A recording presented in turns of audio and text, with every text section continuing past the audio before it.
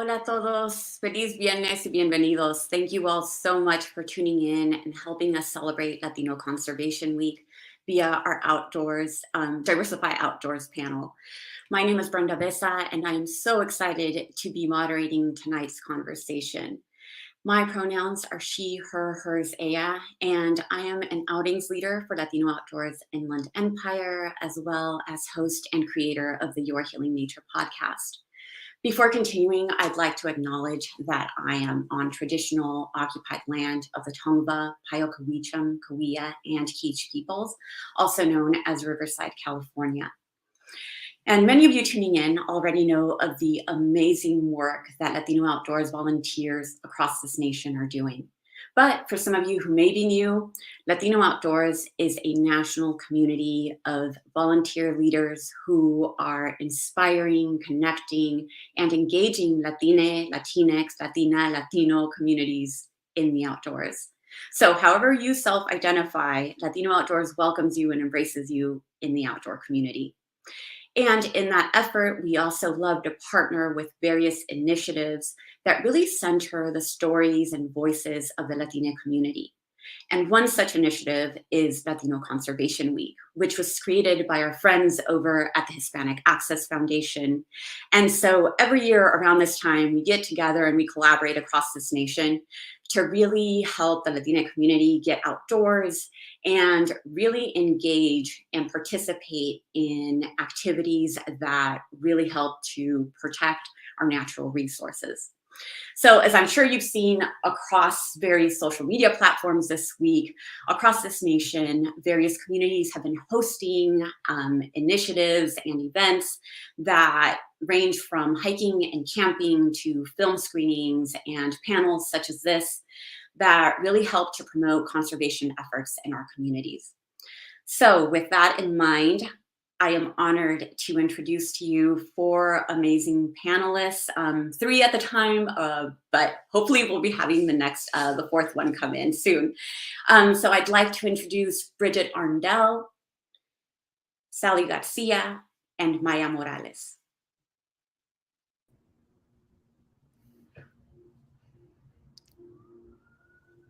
Hello, welcome. Hi. Hey. Hello, everyone. So I'm going to allow you all to introduce yourselves. And so I'm going to start with Briget, and then we'll go to Maya and Sally.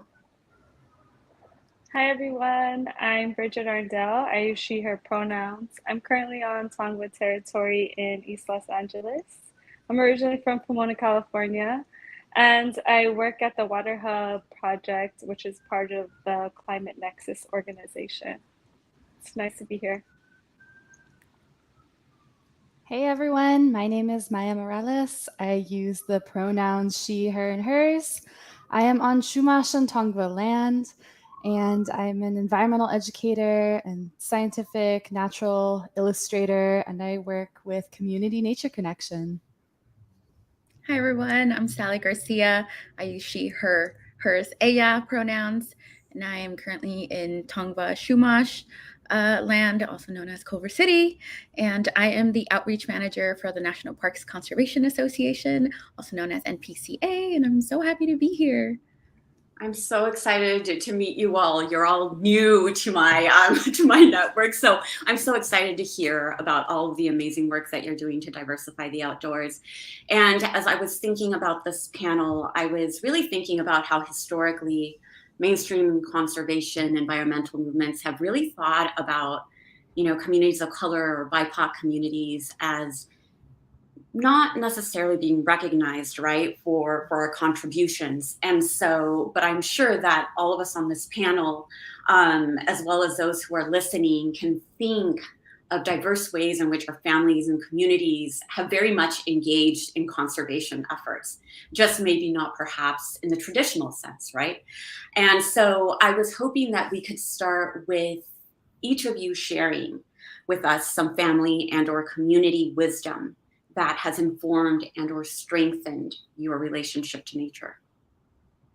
And Maya, can we start with you? Yeah, absolutely. So I would say that my dad was actually the person who really brought me into the outdoors. He worked as a national park ranger, which at the time we were the only people of color in the national parks that I was living in, growing up in. So it was actually really hard for me to connect with any sort of community. We were out there. But at the same time, he was really instilling this love for nature, kind of teaching me about how to respect the different areas that we were living in, and also how to just connect and be myself while I was out in these natural places. We were living in Sequoia Kings Canyon and Channel Islands National Park, and I still feel like a very strong connection to both of those places just because of my upbringing. That's amazing. That's so beautiful. Mhm. Anyone that wants to jump in can jump in next. Sure. I always think back to like roots, right? Like sticking to my roots and the roots of my family and my ancestors, and how having a good support and root system is vital to building community and being in this space. I think about like trees, right? Trees have these amazing root systems, and when they know the tree next to them needs a little bit of help, it like provides the nutrients like through the roots to help it. And I think that's what has really helped me build this connection to nature, where it's like, these are my roots and I am here to connect with it, and I'm here to use my roots to help anyone whom I need it and to build that community.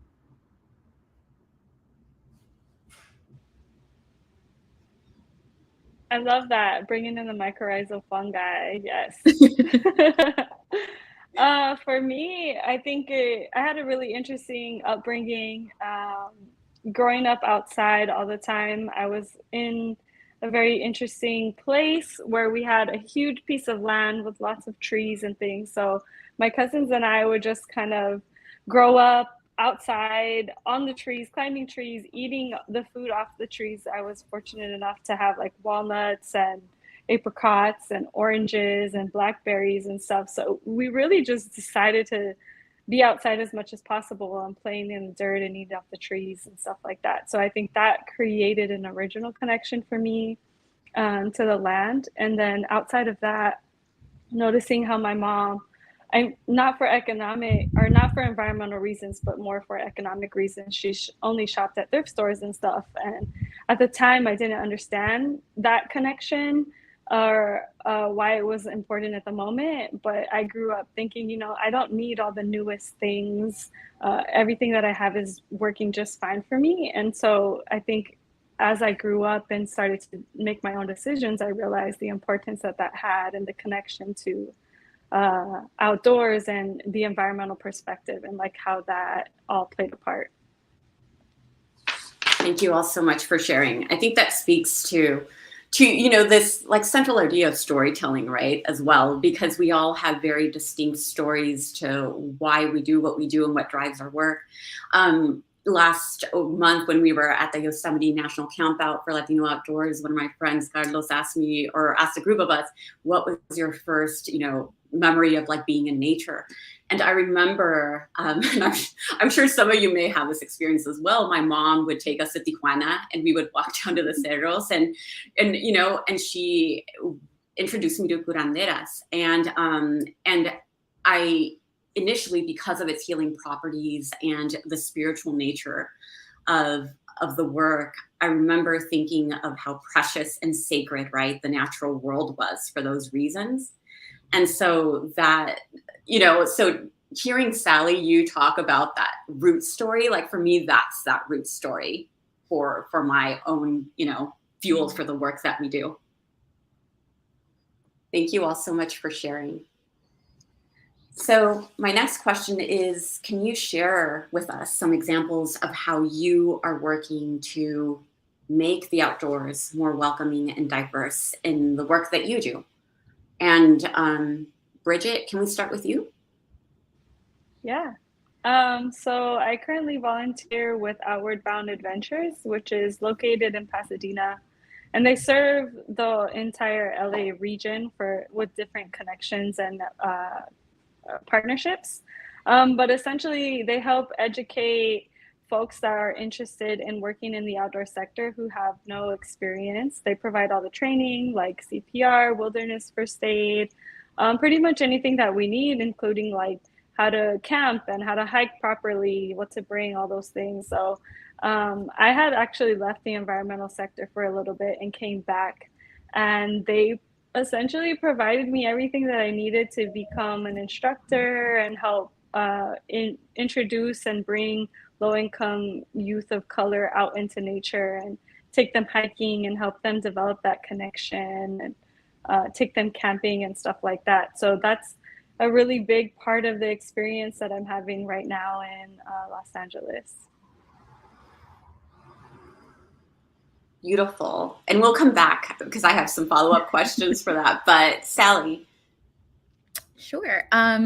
So currently, as an outreach manager with NPCA, I get to work with a lot of partners and allies that we have built. And recently, actually, I just got to have a one-night camping at Rudy Ortega Senior Park out in the San Fernando Valley, in the city of San Fernando, with a community group from the city of San Fernando called Las Palmas. And they were all 90% of the participants were first-time campers. It was their first time camping, and they were all Latina. And it was such an incredible time to be able to provide them with that opportunity to camp literally 3 minutes from their house. Some of the participants are like, "Oh, I live like right behind this park," or "I live down the block, and I've never been here. I've never camped before." I even had a little boy who was like really sad. He did not want to leave, and so I'm able, through this position, I'm able to provide those opportunities, and hoping that some of them come back and we get to take them to Joshua Tree in the fall. In addition to that, something I'm really excited to get to work on is we have something called the LA Young Leaders Council, where we gather up individuals from between the ages of 21 and 34 with different backgrounds, different skills, to get together and learn what it means to be a park advocate and use those skills that they have to become park advocates and help NPCA with that kind of work, but also do it in the community with people who look like the community. And I guess also, sorry, outside of that, I do also create content, and just, I think that's a big part of also like doing this diversity work in, whatever space you have like influence, and redefining what diversity means outdoors, right? Like, it is through the work that we do, but it also means just seeing yourself be represented from like sponsorships or brands that like, because you want to see yourself be represented in ads or whatever you want to call them. And that's the other side of what I do. Sally, I have a follow-up. For those who may not know, can you tell them what NPCA stands for and what they do? Sure. So NPCA is the National Parks Conservation Association, and we work to protect the national parks. We are, I think, I should know this. We're over 100-year-old nonprofit, bipartisan nonprofit, and we work to protect and advocate for the national parks. And I'm in the LA area specifically. Cool. Thank you. Maya. Yeah. Sally, that sounds so awesome. I want to go camping with you. It's also funny you mentioned that, because we also just got back from a camping trip too. And I love that connection you get with folks who have never been camping before. And so with Community Nature Connection, it's an LA-based nonprofit as well, that focuses all on access and equity in the outdoors. And for a lot of people in Los Angeles, especially, access means transportation to some of these places. And so a lot of the programs that I help support are just to get people on a bus, get them outside. I directly manage a lot of our youth programs, and that's special to me because, I was fortunate to have somebody in my life to show me when I was younger what it's like to be outside. And so now I really want to make sure that I can be that person for youth as well. Like, this is something you can do. You can go camping and you can feel comfortable out here, and let me show you, the skills that you can learn and grow with to be able to do this sort of thing. And so that's a big part of the work that I do, and part of kind of the personal values and morals that I have. And then in addition to that, as an environmental educator, a lot of environmental education and natural science interpretation is really rooted in some pretty harmful ideologies. And so what I like to try to do is make sure that it's inclusive storytelling, that environmental education and interpretation is looked at critically, and that all of the programs that I run are inclusive to like more diverse groups of audiences, more people that can really connect with, what I'm teaching about the outdoors, and that it's not just, this one specific formula. I have a follow-up question to you all. It wasn't necessarily one of the ones that was listed, but as I'm listening to you all, not only we're talking about like diversifying the way that we see ourselves represented in ads, or even in programming, right? But what have been the barriers that you've seen as you've gone through your own journey professionally in terms of the diversity in leadership at the different organizations that you've been at? And you can answer that however you want, because I know that that's like a really loaded question, but I don't think we can have a conversation like this and not address that, right? So whoever wants to take it first. I can start. I mean, I think it kind of goes back to my entire journey of working within the environmental movement, I'm going to call it, because originally I had went to college for environmental studies with the intention to do this type of work. And while I was in that journey, it was pretty white. I'm just going to say that. It was just very white. And I wanted to talk about like environmental racism and things that I experienced growing up. And, people didn't want to have those kind of conversations. And so it pushed me out, to be straight up. Like, I was just like, well, maybe I don't fit in this community or this field. I thought it was something I was passionate about, and I took a different route because I thought I didn't fit in or I didn't belong there, because they didn't want to talk about the things that I thought mattered or were important to me. And so I took a detour, and I think that has a huge impact, like who is in those spaces and what they're talking about, what they value and whatnot. It just didn't matter, or it didn't resonate with me and my experiences, and so it pushed me away. So I think that has a huge role in it. Who is there? Just out of curiosity, though, as a follow-up, what brought you back? My own passion. I think it was just kind of something that never went away. I went into higher ed, and I loved higher ed, and I went into higher education and student affairs because there were people there that I cared about and connected with me and resonated with me, and the stories that we shared of wanting to uplift community and uplift people who didn't have all the accolades that society tells us we need to have to be successful.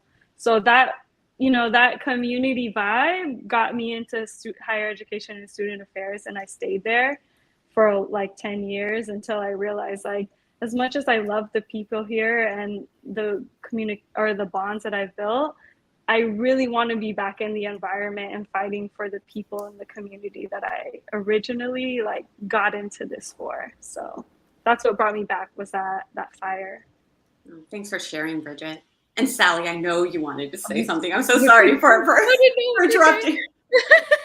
No, I love that Briget shared what brought her back, because I've tried to leave this space before. I've tried to leave, and I tried going a different route and tried doing nursing, and I was like, no, like, it keeps bringing me back because this is what I'm really passionate about. But one of the barriers that I personally have encountered is I don't have a higher education degree. I just have like a GIS certificate. It's not even an AA. And so getting to make others believe that you have credibility has been very hard. And with that like limitation of people or organizations or people not seeing lived experience as as like, experienced enough has been very hard. I've seen things change as like years come. I mean, I'm in my position because the organization realized that lived experience is important, right? And like when this is all you know from high school is like, well, how much more experience do I need? I've gone through all of these, like I've experienced like from intern level to all of this, like project managing. And I think when we start shifting that mindset of there are very many barriers to people as to why they didn't complete their degree, why they didn't get higher education, but it doesn't mean they're not capable enough, doesn't mean they're not qualified enough. And I'm hoping that more organizations realize that lived experience is important. Yeah, just to follow up to your story. So the GIS certificate, did you get it at a local community college? I did. I got it at Pasadena, PCC. I loved it too. Yeah, so I work at Rio Hondo College and we just started one. So I was wondering if you would just share like maybe links in the comments for someone who may be out there like wanting to get, their feet wet and into this arena. That would be awesome. In regards to GIS, funny enough, I actually went to Rio Hondo too, but then the drive was just too far for me. So I did at PCC. So GIS is basically geographical information systems. There's a lot more to it, but basically you learn to take all this spatial data and create and make it readable for people around you, and you get to create maps. So there's like the cartography portion of it. So you get to create these beautiful maps of like just data and numbers that might not make sense to anyone else, but to you makes sense, and you get to make it readable. And the professors I had at PCC were great. One of them was actually Latino, and he was incredible, and he believed in like having other BIPOC students like get into GIS because it doesn't you don't need to have a degree in it. I mean, you don't have to have a degree to get a certificate into it, and just that certificate will open up a lot of opportunities too. Awesome. Thank you so much for sharing that. Maya. First, I want to echo GIS is where it's at. So Sally, if you drop that link, and for anyone who's tuning in, definitely a really useful skill in the field, from what I've noticed at least. But yeah, if we're talking about barriers and talking about just kind of things that people experience and lived experiences to that point, something that I've noticed is that there's a really big barrier in how people enjoy the outdoors. And for context, I grew up in such a specific community where people were like, don't share the location of the trail name because we want to keep it just to us. But the us was typically, very privileged people who identified with dominant cultures and mostly white people. And the same thing kind of happened to me in the field where, I went to school for environmental studies, and I noticed that there were not a lot of people of color in my courses, that even the atmosphere around any sort of talk about racial equity in the outdoors was not really touched upon, nothing that I learned. And so for a long time, it felt like I couldn't have a voice in this field. And for a long time, for every job that I've worked, I've often felt like the token person of color that has been hired. And so something for me is I'm so excited to be working with Community Nature Connection because it is the most diverse place that I've ever worked. But it's also really telling to me that this work needs to be done across the board, across like every single, not just nonprofits, right? Like I'd love to see more diversity in state parks, national parks, and other areas of the environmental and outdoor field. Maya, you bring up such an important point about oftentimes so many of us, I think in many different ways, may have felt like the token person of color that was hired, right? And I think, there's always someone out there who is listening and who is feeling and living through that right now. So how did you handle, that feeling of feeling like, I'm the one person, right? So can you kind of share what that experience was like and how I don't know if coping is the right word, but how you kind of navigated, right, that experience? Yeah. Something that comes to mind for me that just kind of right off the bat, this memory is so prominent because it is really, I would say the word is just kind of like ignorant or not really like necessarily knowledgeable from where this person was coming from. But I used to work as a park guide for Channel Islands National Park. And, it's really hot out there. Not wearing a flat hat is pretty usual. And sometimes I would have to tie my hair up. And one day I put my hair in 2 braids just because it was easy to get off the back of my neck. And somebody came up to me and said, "Hey, are you Karana?" And Karana is a character in Island of the Blue Dolphins, a Chumash character that was completely made up. And it was something to me that was so, like I said, kind of just an offhand comment said by this person who was white, who, like, they didn't know really what that meant or why, like, they thought it was a joke. And I get comments like that, or I did get comments like that a lot, right? That's something when you work in the field, receiving a lot of feedback like that, it does hurt and it is really painful. And you have to go home at the end of the night, especially if you're working in very public facing jobs. You have to go back to your ranger station or back to your house and you have to sit there and you have to process it. But then the next day you have to be on. And so as an environmental educator, something that I learned was how to just turn on and turn off at the end of the day, process quietly and come back. But it's not sustainable. And I think, again, part of that, finding my voice, finding out how to just kind of tell people in a way that is educational and informative and bringing them into a conversation. I think now I would go to that person and I would say, "Hey, what exactly do you mean by that? And can we unpack that a little bit? Why did you feel that you had to say that just because my hair was in braids? And let's talk about the history of this island. We are on Limu, right? Santa Cruz Island. It's the birthplace. It's a creation story for a group of people. So let's talk about the history and the context of you saying that, but also what is happening right here in this park and in this place." That's those are powerful examples. Thank you so much for sharing that. I'm sure that every time you have to think about those stories, they're never easy to share. So thanks, Maya. Is there anything, and thank you all so much for allowing me to detour because I knew that these weren't questions that were on our original list.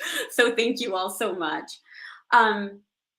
So is there any individual right now or someone in outdoor recreation or conservation that you really admire the work that they are currently doing, and that you would really like to shout out and just like point people in that direction? Whoever wants to take it first.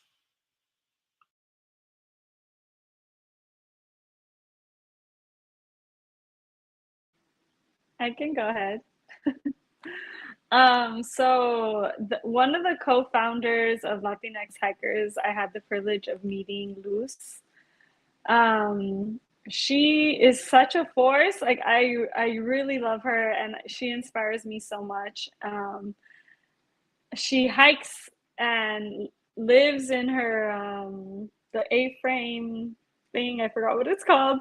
But I love her story and her ability to just be so fearless and brave and just go to the national parks and like be outside and live outside with her dog. Like it's just incredibly inspiring to me. She makes it so welcoming. And I think when I got the privilege of meeting her, I signed up for some Latinx hikers lottery thing to hike Mount St. Helens in Oregon, and I'm in California. And I didn't really think I was gonna get it, but I got it, and I flew up there, and it was so much fun to just meet her. She was really welcoming. I was nervous. I had never hiked a volcano before, and she just made it so much fun. And the group of women that I was with, we all were just kind of sharing stories, and it was a really powerful experience, and I really loved it. So I want to give her a shout out and encourage people to check out Latinx Hikers and her page too, because she's just doing incredible things, living fearlessly out there. I'm sure she might be scared sometimes, but she's brave and she's doing it, and she's living the life that she wants to be living. And I look up to her so much, and I want to give her some shout outs. Well, thanks, Briget. I love Luce. I got to meet her last year and she is incredible. For me, I think about three individuals. One, Laura Navar. I don't know if I'm sure many of you know her. I feel like she has laid a lot of the groundwork for, I mean, she's the one that told me about this position, and she has been an incredible mentor for me. And she is all about community and helping people just mentor them. And she's just been an incredible person in my life. And I think about Araceli. I should know her last name. Araceli. She's with Nature for All. She's with Nature for All, but also started 818 Hikes. And I met her at an all women's camp out, and she was so shy at first. But at the end of that camping trip, she like got more comfortable and got to like really interact with all of us. And I was just seeing her grow so much into herself.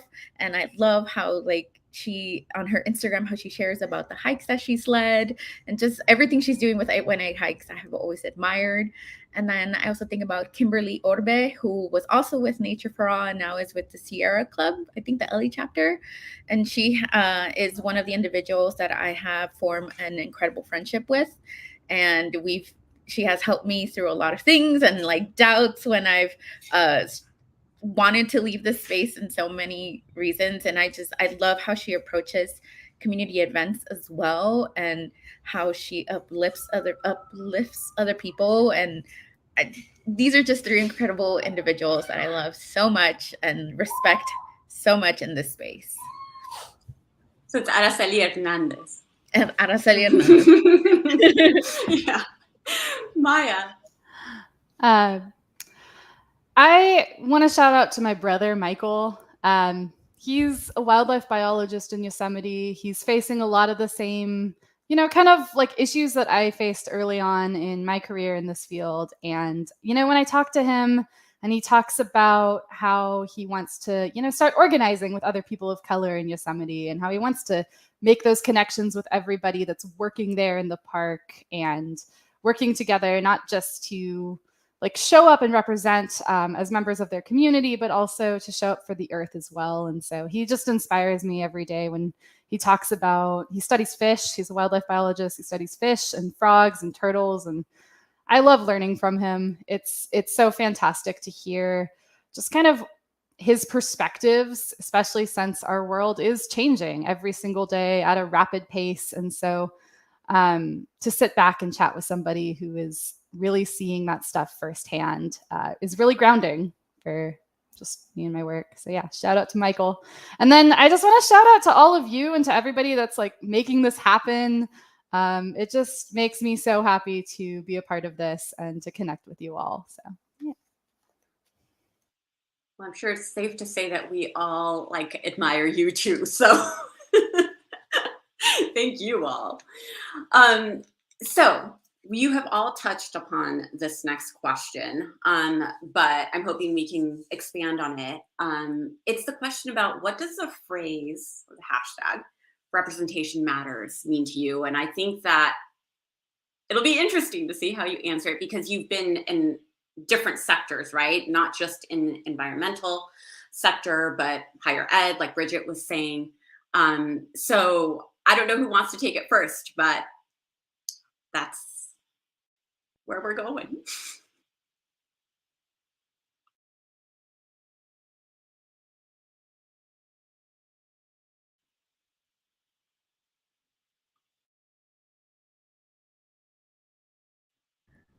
I guess I'll go first. It's such like open-ended and broad, but I think I want to see like not just obviously in this field, like you want to see people that look like you and have the same, what do you say, like not verbiage, but I was just having a conversation with Christian about this and how when, for example, you see something translated in Spanish, right? It's really hard to narrow down what Spanish relates to everyone.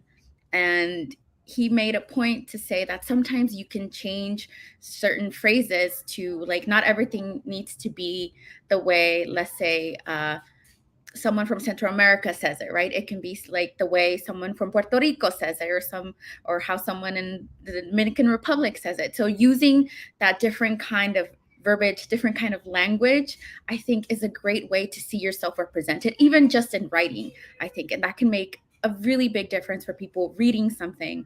And the way that I also want to see the way, like, or I guess, sorry, representation, like what that means. It's seeing, like, little me, how I grew up going outside and being that validated. Like, yes, going out to your local park, having a carne asada is fine, because that's all I was able to do. And that is still time being spent outside. It's just the way that I knew it, what it was, right?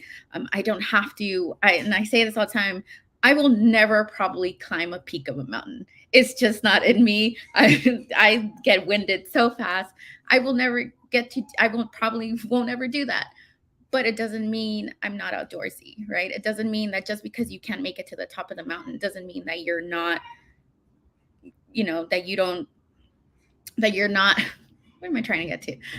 That you're, doesn't mean that you're not outdoorsy enough, basically, right? Like, you can enjoy the outdoors in any which way you want, as long as you're respecting yourself, respecting others, respecting nature.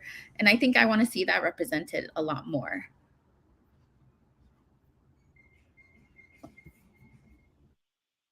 Thank you, Sally.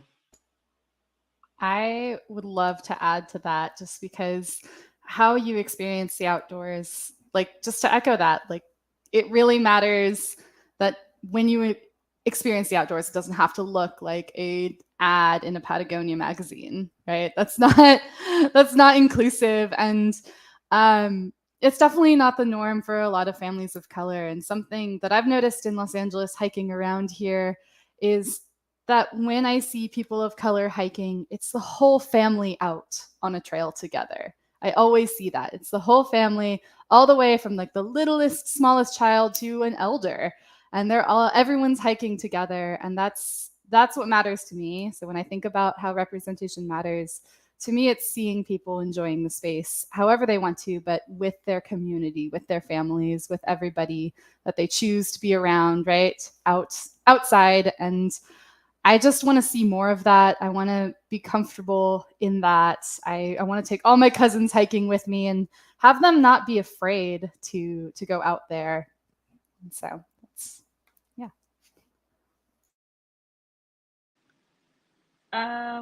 Great points made. I agree. I feel that representation means so many things, and it's a matter of breaking, like, mainstream media images, right? Where for the most part, it's like these white heterosexual male folks who dominate a lot of the imagery that we see and movies that we watch and stuff. And it's just like, there's a whole lot of other people out here in the world that exist that need to be seen outside, whether it's, at the beach or on the river, in the mountains, at the park. Like, just be outside. That representation is important because people need to see somebody like themselves, somebody who come from a similar situation or background or experience as them, and seeing them outside doing things that, sometimes when you're in your life, it's hard to imagine yourself doing something different.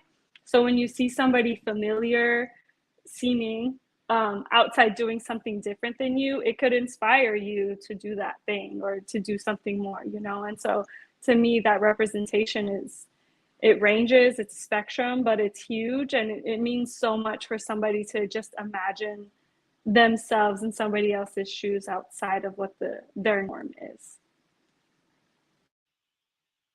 I think I come back also to kind of what Sally was talking about in terms of, like, the GIS, right? Like the certificates, because in terms of representation, in terms of professionals that are environmental sciences, right? You don't need a bachelor's and a master's and a PhD, but that you can also do important work, right? Getting a certificate, getting an associate's. And so I think that contributes also, right, to our expansive sense of of representation as well. Thank you all so much for sharing. And so finally, if you could give one piece of advice to someone, next generation, what would that be? Who's trying to get into conservation work?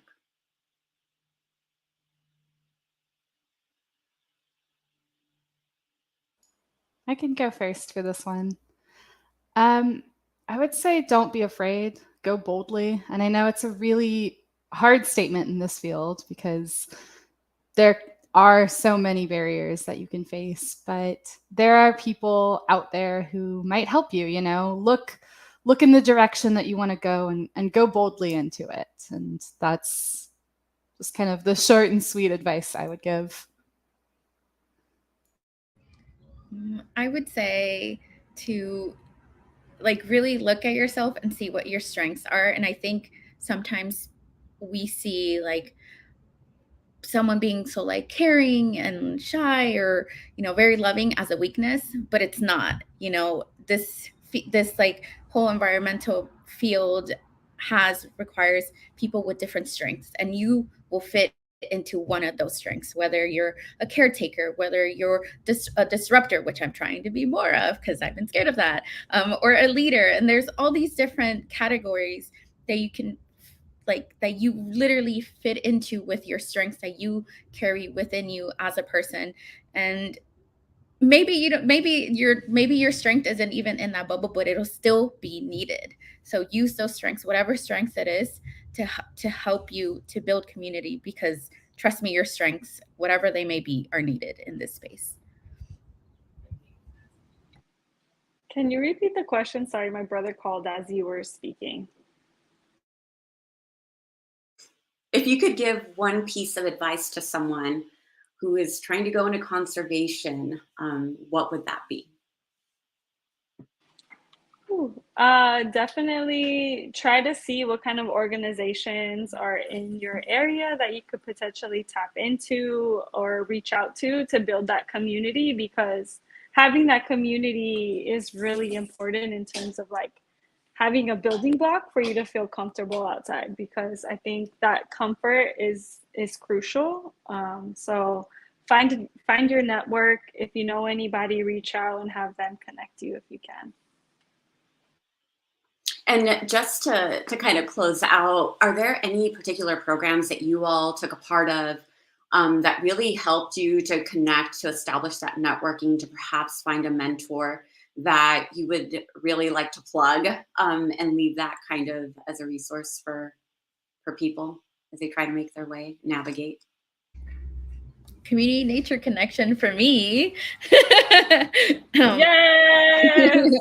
CNC was part of MRCA before, who I used to work for. And they had a program called Bridge to Parks Career. I don't think it's come back. I'm not sure. But just being able to connect with CNC has been incredible. Honestly, I owe a lot to CNC for me being where I am. And I've been able to meet these two incredible individuals and everyone else from CNC. And I borrowed that camping idea from CNC. So that is just anything CNC does is amazing. Sorry. Thank you. Maya? I mean, yes, CNC, woohoo. Thanks for the shout out, Sally. I definitely would say even if there's no organizations directly in your area, reach out to the people around you as well. And something that I did before CNC is I reached out to people around me. I was working for the Natural History Museum, going through some similar struggles of, being there, slightly being tokenized. And I reached out to some people who were part of the Environmental Professionals of Color in Los Angeles, and I met Briget and I met some other folks, and that was just really nice to see where people are in their careers, and then even take a step with my own career, and that's how I got to CNC, to the Community Nature Connection. And so I'd say look closely to where people are and try to meet them and reach out to them, and don't be afraid to. Awesome. Thank you, Briget. So I already mentioned Latinx Hikers, which has like it's a bigger geographical spread, as well as Latino Outdoors. They have chapters in a lot of different states. So, reach out if you have an idea or an interest. They might have some events coming up in your area. In the Los Angeles region, Community Nature Connection, of course, Outward Bound Adventures, Black Girls Trek-In. There's a lot of different organizations that you could Google and make something happen. But if you're interested, you could also start your own thing. And if you want to do like a community garden, you can start local. I think community organizing where you're from with the people is also incredible and powerful, and kind of what we need more of anyway. So, if you're interested in that, 1 to 2 other people who are also interested, make your own thing happen. Thanks again to all of you for taking time out of your Friday evening to share all of your knowledge and wisdom. So thank you all so much. I hope you all have a wonderful weekend. And to those of you who are still wanting to partake of any Latino Conservation Week events, please go to latinoconservationweek.com. You will see events listed there. And I'm just going to do a shameless plug for tomorrow's event that I will be at with Hispanic Access Foundation. We are going to be, the monumental hike at Mount Laguna. And we will be there at 9 a.m. sharp. So please join us. It'll be a really, really great educational hike. And I think that other than that, this panel will actually be posted on our social media, YouTube, the Latino Outdoors website, Latino Conservation Week, as well as Facebook. So you can access it there. And I think other than that, I think we're good to go. Thank you all so much, and have a great weekend, everyone. Bye. Bye. Bye. Thank you, everyone.